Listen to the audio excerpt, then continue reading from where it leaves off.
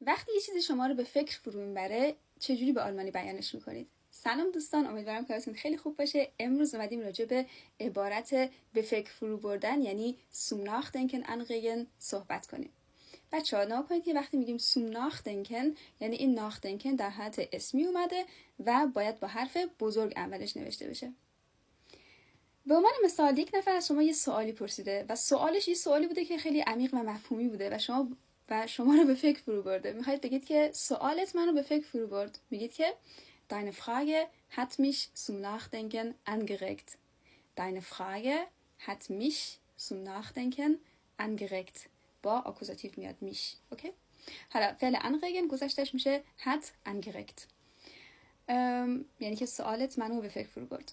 حالا می‌خواستم چیز دیگه بگم بچه‌ها. مثلا کلمه سیتات رو شنیدین؟ سیتات یعنی نقل قول. وقتی که یه شخصی، یک بزرگی، حالا معمولا آدمای معروف و اینا میان یه چیزی میگن بعد میشه نقل قول طرف و این جمله مثلا این جمله ها معمولا خیلی جمله‌ای هستن که آدمو به فکر فرو میبرن. به عنوان مثال خودم چند وقت پیش جمله راجع به کایی و هوش مصنوعی و اینا خوندم که اون شخص گفته بود که مثلا میدونید که خیلی نقاشی‌ها با کایی الان ساخته میشن و اینا. گفتید که قشنگن، من میبینمشون، لذت میبرم، اما مثل فست فود میمونن، بی ارزشن.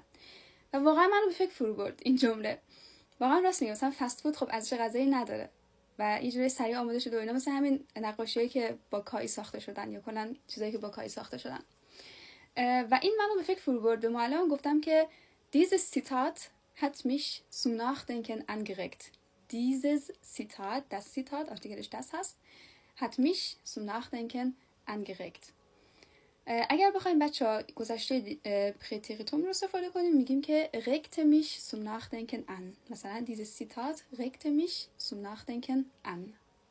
حالا شما توی کامنت برام بنویسید که مثلا شما یه فیلمی رو دیدین، بگید که من فلان فیلم رو دیدم و این فیلم منو به فکر فرو برد.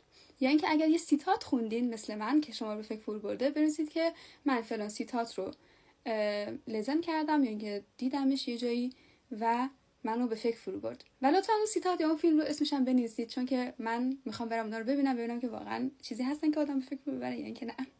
ستون دارم تا ویدیو بعدی. خدا نگهدار.